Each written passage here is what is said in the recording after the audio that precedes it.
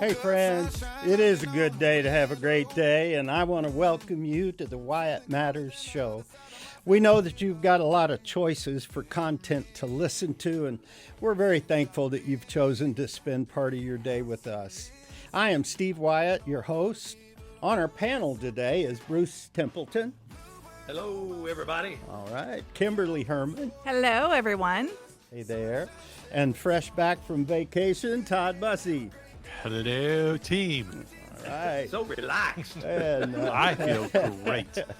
Together we agree that life is better when you know not just what matters, but also why it matters. And that's why we're here. One more thing, and we'll get started. There are several ways you can connect with our show. If you're into self-punishment, you can now watch us on YouTube. Or Wyatt Matters is now in 17 markets across the country and on your preferred podcast platform. So when you do stop by, would you do us a favor and both like and subscribe before you go? That's going to help a lot of other people find us as well. So if this conversation moves you, encourages you, or gives you something to think about, just like and subscribe. Even better, share an episode with someone who could really use a lift. All right, Jeremy, it's a good time to start this good show.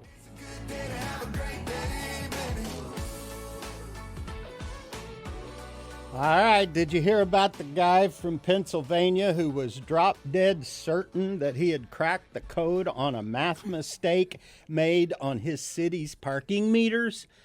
He noticed that the meters were charging 4 quarters for an hour, but only 1 quarter for 15 minutes.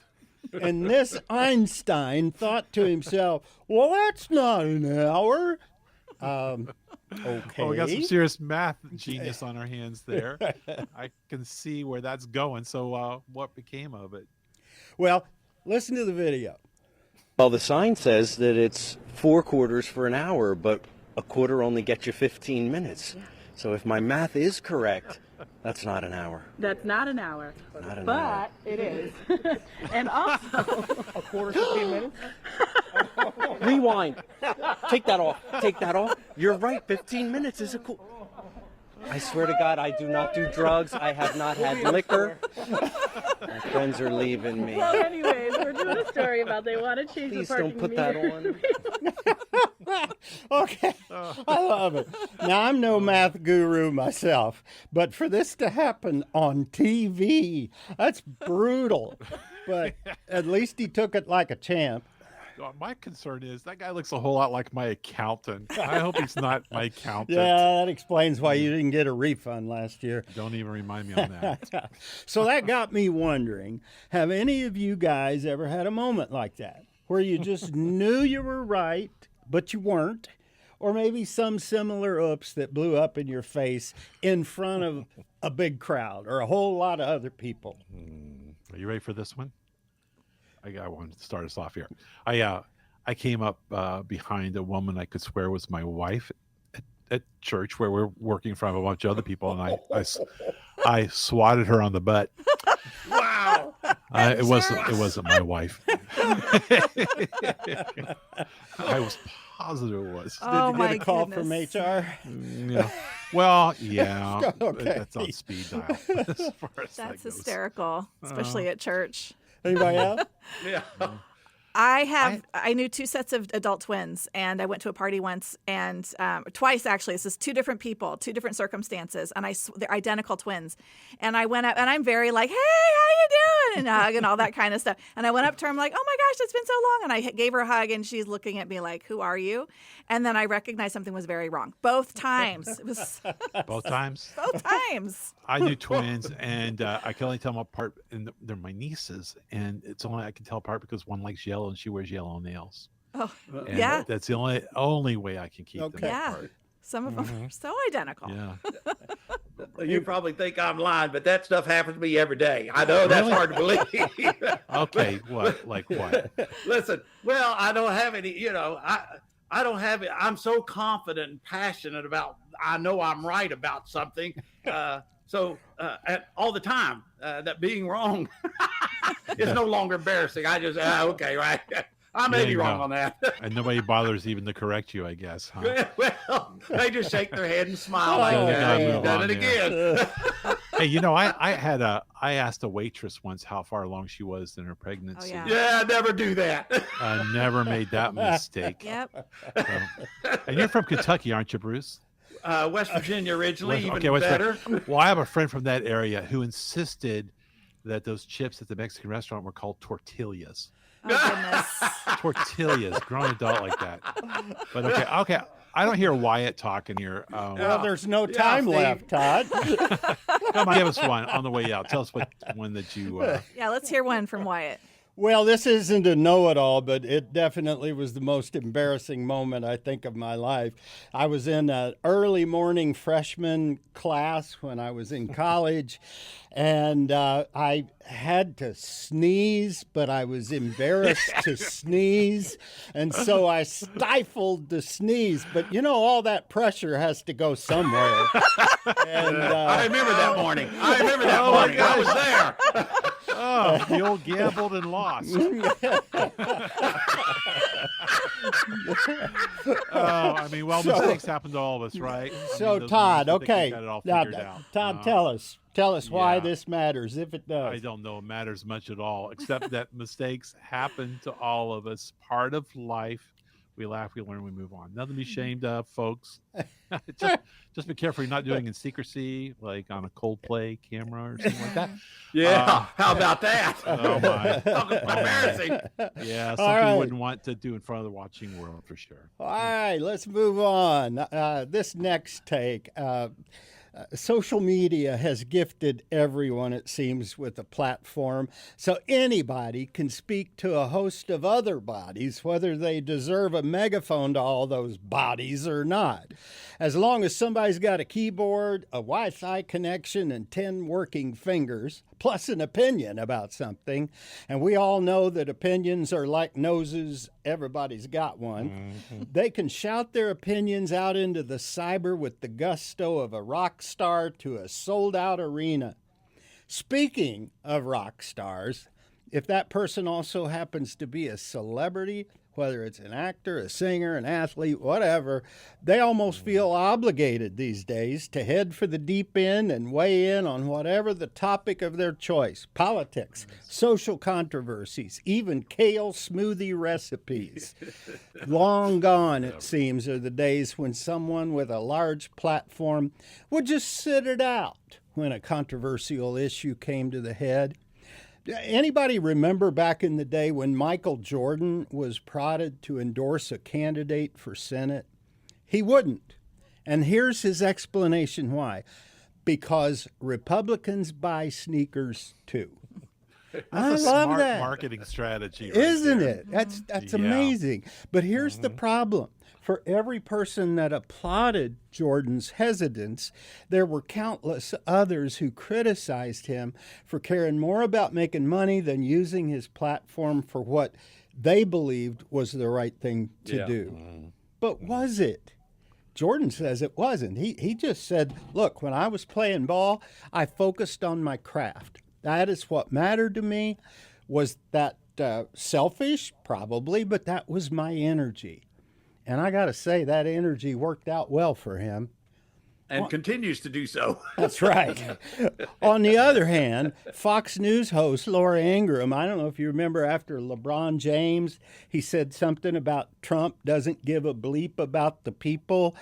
Ingraham said, keep the political commentary to yourself, LeBron. And then she said this, just shut up and dribble. Wow. Or flop. Oh, that just took a left turn. But see, these days, everybody is slinging their take like a manure spreader in a cornfield, especially if the topic is Trump. In May, Bruce Springsteen said that Trump was corrupt, incompetent, and treasonous. So Trump fired back and called the boss a dried-out prune of a rocker and dumb as a rock.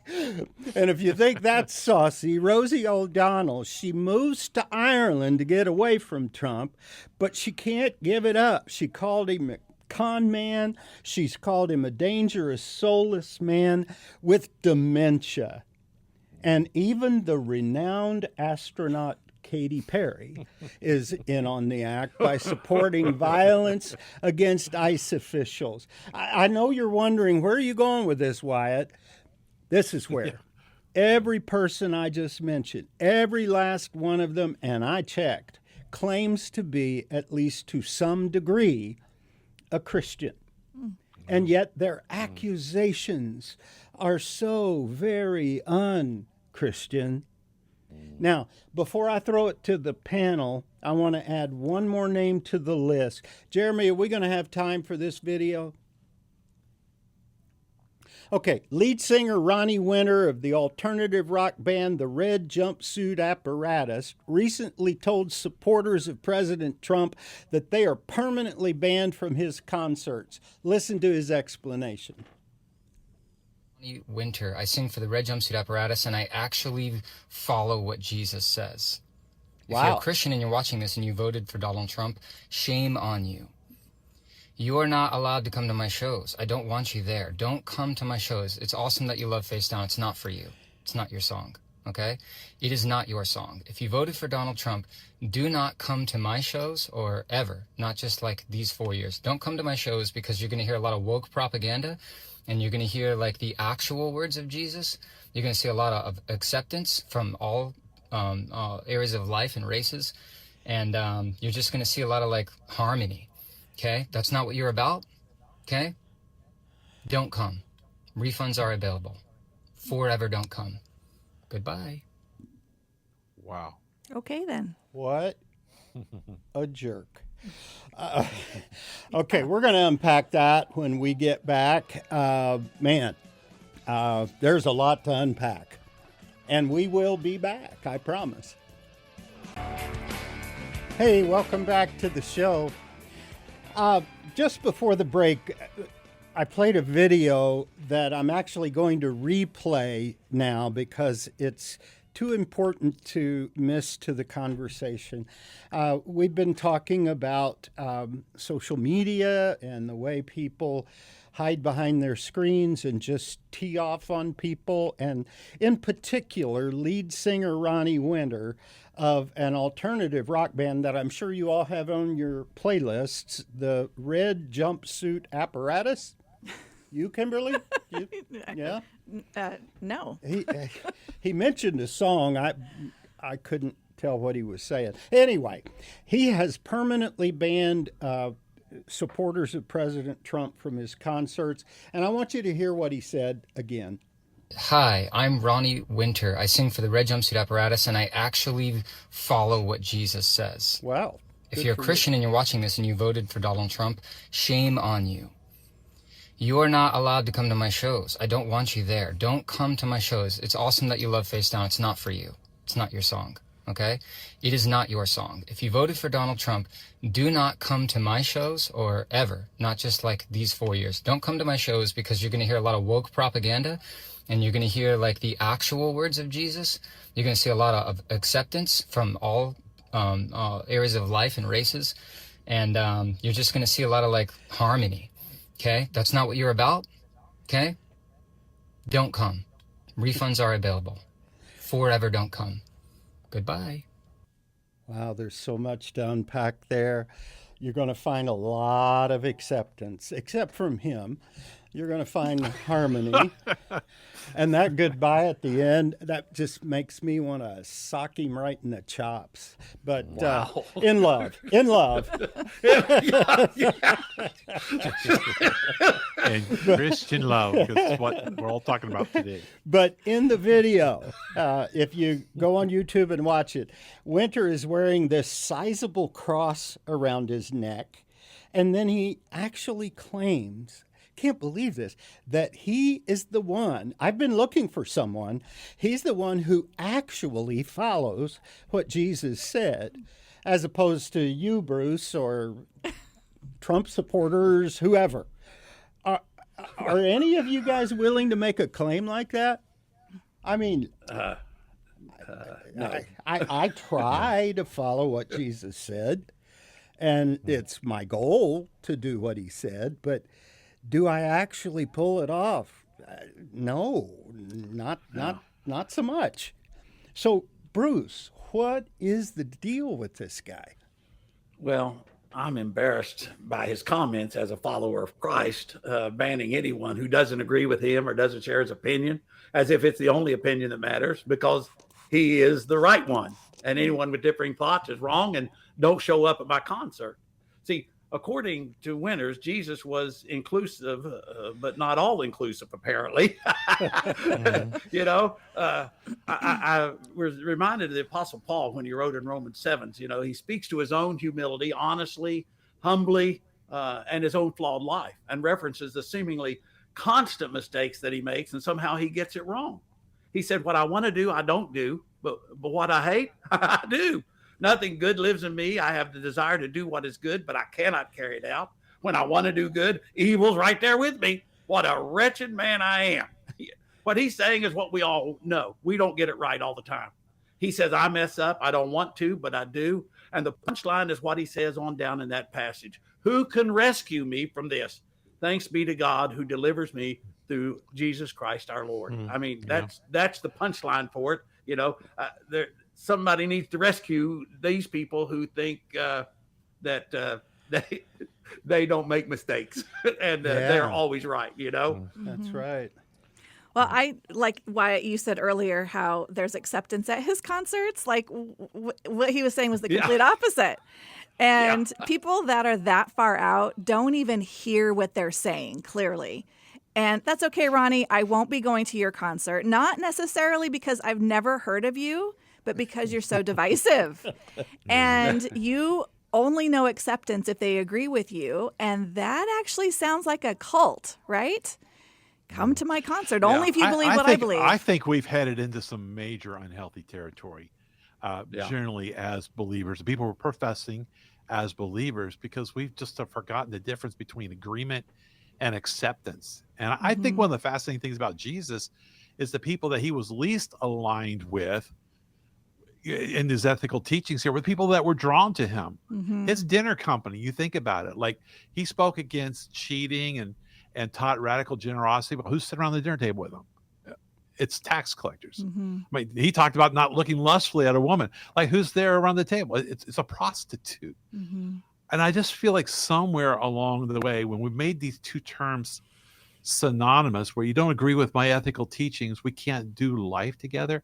That doesn't sound like Jesus. And it does. I know why you feel distressed by it. I know why the throat punch desire comes up in you, because it just really reacts so strongly against the Jesus that we know we're way off base. The big thing for me is the impact this has on someone who isn't following Jesus, because it leaves the impression that, you know, here's a guy that gets it right. And I think one of the big fears of someone who may be interested in following Jesus is that they have to be perfect. They have to have it all together.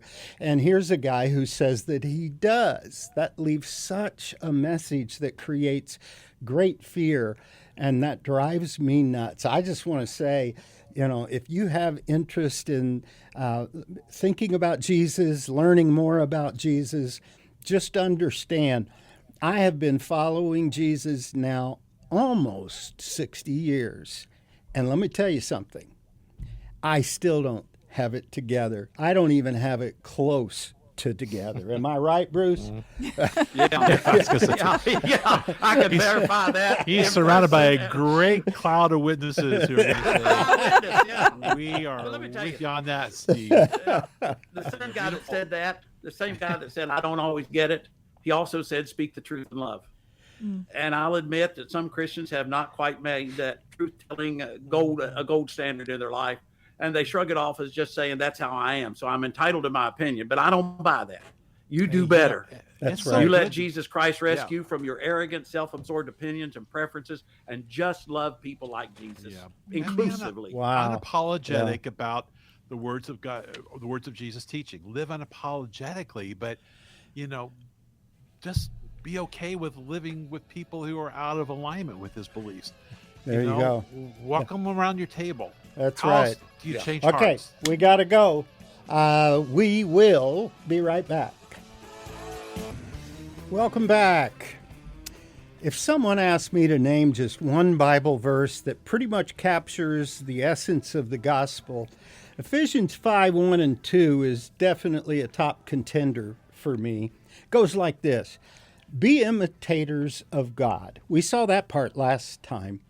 As dearly loved children. In other words, since God is your father, then act like you're one of his kids. And, because there's more, live a life of love. That phrase literally reads, walk in love, just as Christ loved us and gave himself up for us as a fragrant offering and sacrifice to God. And that is the core of Christianity. If you were to sit down with a 5-year-old to explain the basics of the faith, that's about as good a description as it can get, because it's all there. It's not convoluted, it's complete. Nothing is missing. This verse is what Christianity is about. So, come over here, Johnny. You need to love God and love other people. That's what it means to follow Jesus.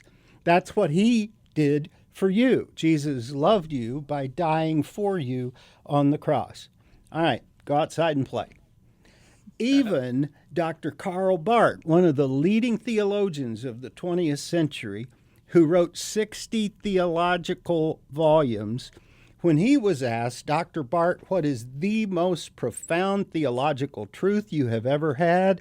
This was his answer: Jesus loves me, this I know, for the Bible tells me so.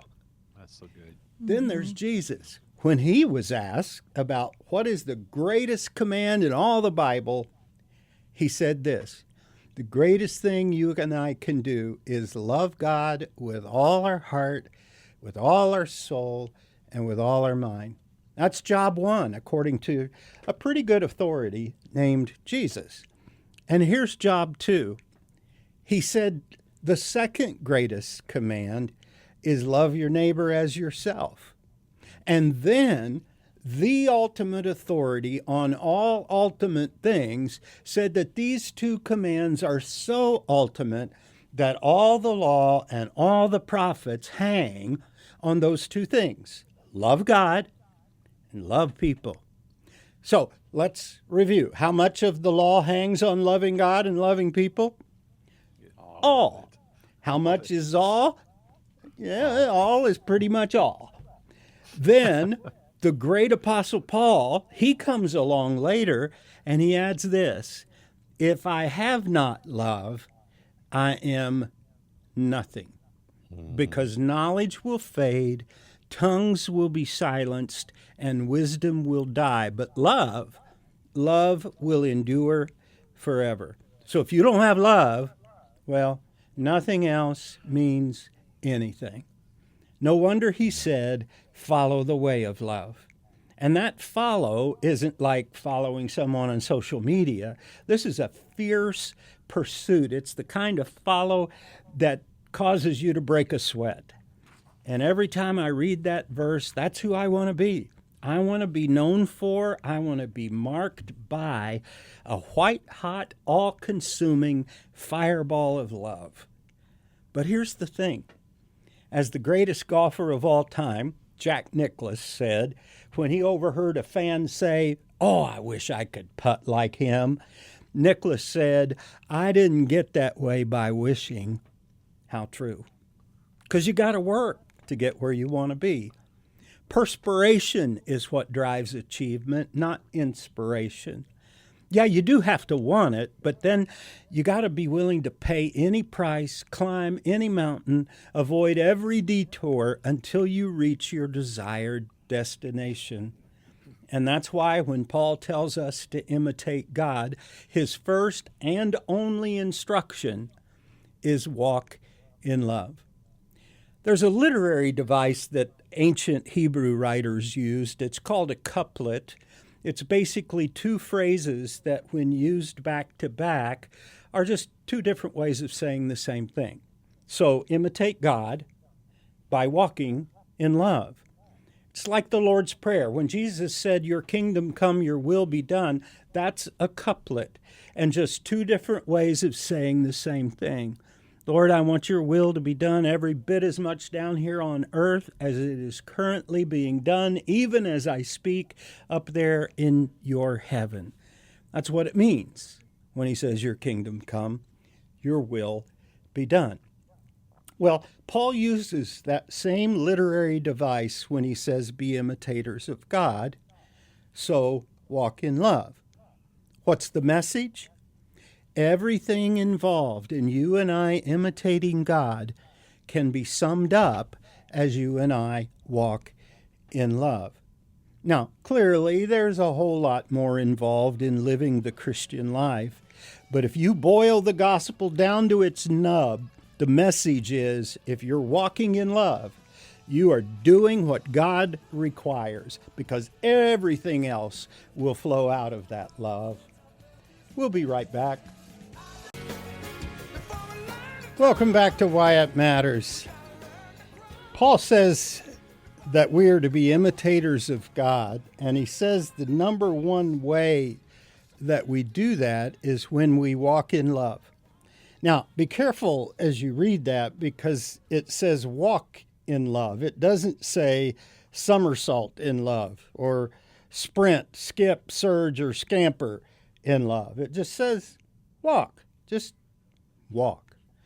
If I tried to do a somersault right now, I would hurt myself badly. ER level kind of hurt. But let's say you can't. Even so, you're still probably going to have to warm up, stretch a little, put on the right clothing. There are several factors involved in successfully doing a somersault. But walking for most of us, it's routine. In fact, many of us can even chew gum as we walk. So, permission to stretch my analogy. Permission Okay, granted. thank you for that. I appreciate that. So, whatever reason, we tend to think that God wants grand gestures of love, because walking isn't good enough. We need to do those somersaults. No, just walk. Anybody can do a one-time big act of love. The real challenge is making love your daily habit. And that's why walking in love is so much a far better thing.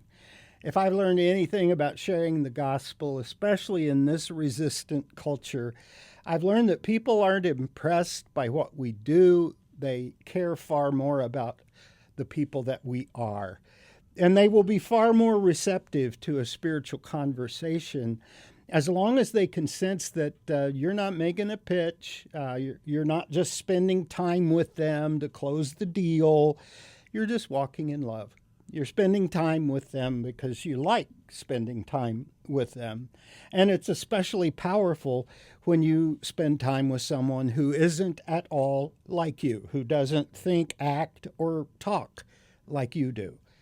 That's how Jesus did it. He didn't orchestrate big, flashy extravaganzas. There was no fanfare. He never called attention to the love he shared. He just did it. He just did it. Take the Samaritan woman. When he saw her sitting all alone by that well, there were many reasons why Jesus could have and probably should have looked the other way, but he didn't, because he sensed that she needed someone to care. And so care is what he gave. And this sense wasn't superhuman either. He just was aware. For one thing, he was aware that she had come to draw water in the middle of a hot day. Hauling heavy jugs of water isn't something anybody wants to do, but especially not in the heat of a day in the desert. But Jesus, in love, realized she was alone by choice, either hers or the choice of others, and so there was a reason she was alone. Besides, she was also a Samaritan, the result of a mixed-race union, meaning everybody hated her, but especially the Jews. But not Jesus. He had compassion on her. And instead of ignoring her, he struck up a conversation. And even when she initially snapped at him, clearly trying to just make him go away, when he wouldn't go away, and even after she made fun of his ministry even, Jesus kept leaning in. How about when he fed the 5,000? He didn't do that to get attention. If he did, why did he slip away when they tried to make him their king? He just did it because he loved those people. Then there's the leper who asked Jesus to heal him. Lepers were social outcasts, and to touch a leper, it was dangerous. But Jesus reached out and healed him anyway. And he didn't pull out his phone to record it on Instagram. He just did it. And then he said, get this, see that you say nothing to anyone. Because this was a moment about love, not self-promotion. Over and again, Jesus did these things out of love. He didn't announce it, he just did it. No big dramatic displays. When he saw a need, he met the need, because that is what walking in love looks like. And you and I are called to do the same thing. If we want to be people who walk in love, then just like Jesus, we've got to learn how to build bridges and stop building walls. Because authentic love always creates an atmosphere of acceptance. It's a tough thing to do in a culture that loves to divide and demean those who don't live according to my liking, like Mr. Winter, I might add. But you know what I've learned? You don't have to agree with someone to accept them. Besides, the people who need Jesus, they're not going to be already cleaned up, sobered up, and straightened up before they find Jesus. They're going to be messed up, just like you were messed up before you found Jesus. They might be addicts, reeking of alcohol. They could be foul-mouthed, sexually a hot mess. And they're probably also going to be oozing with scorn for you as well as for your faith, because they've been taught wrong about our faith, or they've seen believers doing wrong. And so many are going to be hostile to our faith, even though they are in desperate need of our faith. And so they might try to offend you with their aggression. They might make you want to clutch your purse a little tighter or cluck your tongue at their bad behavior. But don't you dare do any of that. And instead, just walk in love and do as Jesus did for you. Start with wherever they currently are, warts and all, and with a simple yet intentional love, keep loving them until they are safely in the arms of Jesus. Now, I realize this next passage is mostly reserved for weddings because it sounds so warm and inviting and so serene, but it's not. What this chapter is a powerful rebuke for believers who will not walk in love, to those who are irritable, judgmental son of a guns, who thumb their noses at people who don't do it like me, who are cold and distant and won't embrace someone just because they are different or because they have perceived flaws. And besides, their beliefs don't line up with mine. It's also a warning to those who cannot see beyond the ink and the piercings and the hollowed out eyes and the matted down hair, who are unable to perceive that inside that woman's skin is a soul for whom Jesus died. Where is the love? So the Bible says in 1 Corinthians chapter 13, love is patient, love is kind. It's not self-seeking, it's not proud.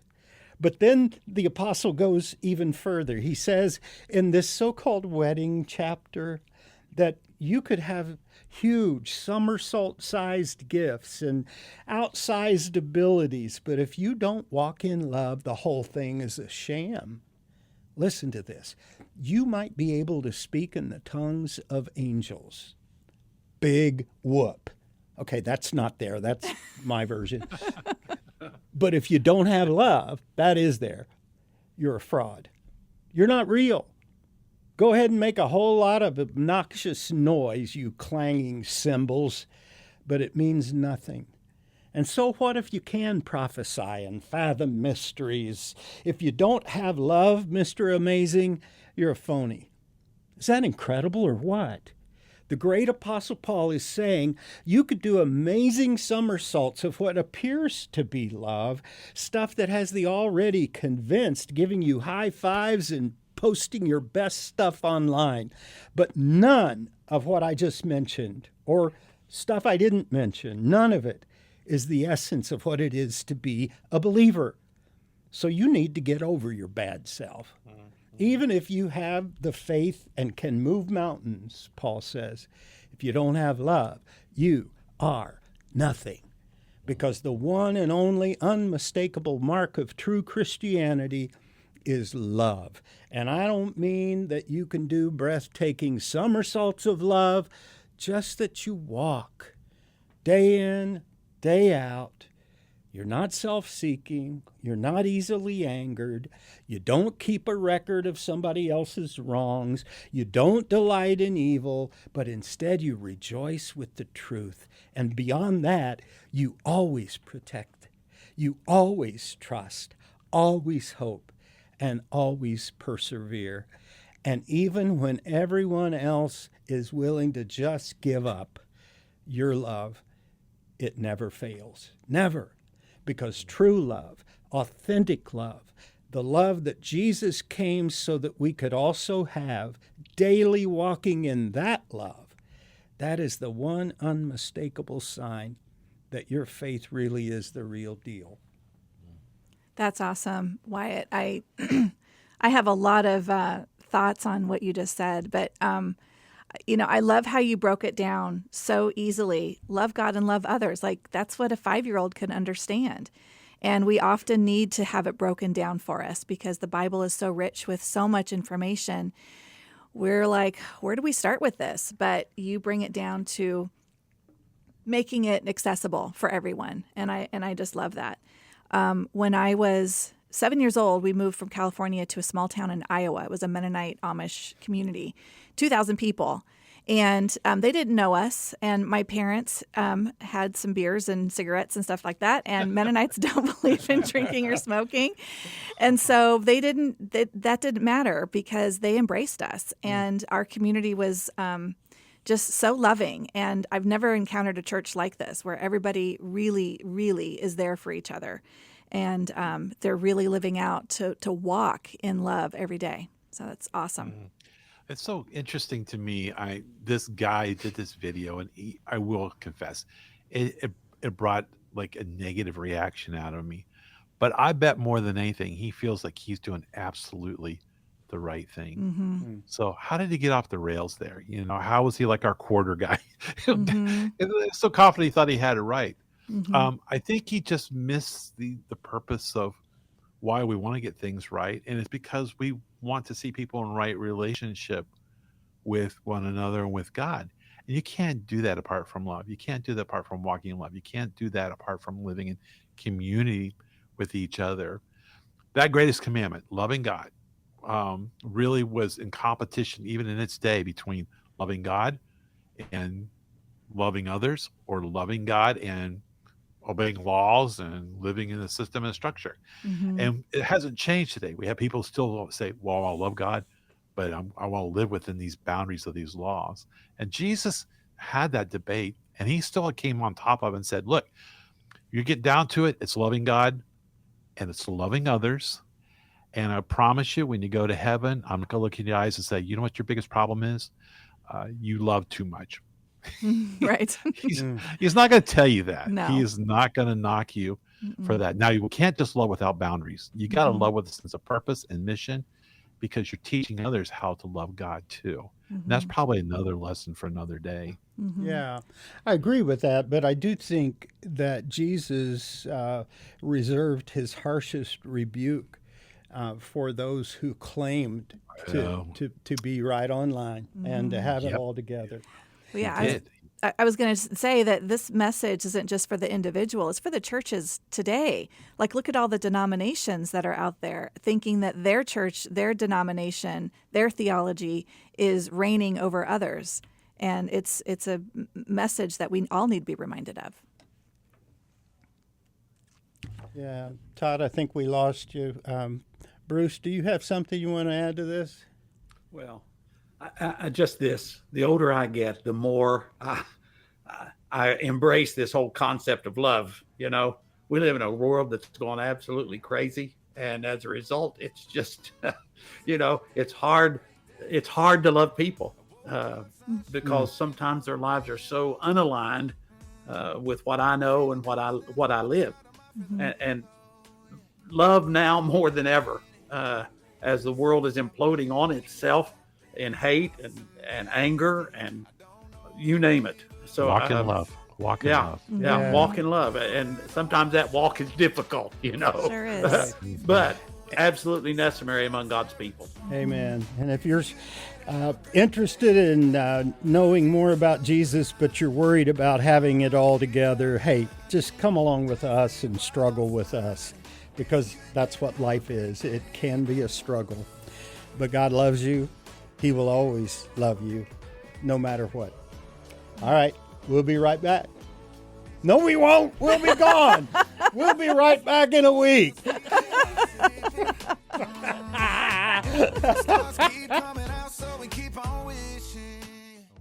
fortunately for the Lord.